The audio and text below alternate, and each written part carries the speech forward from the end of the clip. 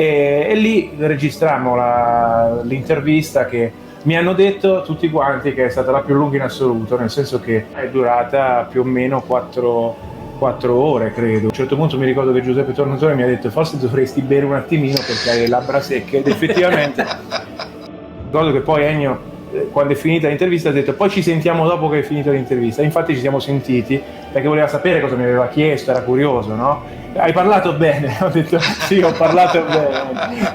Ho parlato bene e ho detto anche qualche difetto. Ho detto, no. Cioè voi considerate, questo ha scritto se telefonando mentre andava a pagare la bolletta del gas, Sì. proprio, e tu rimani così, ti fermi un attimo e dici no vabbè, ma non è possibile.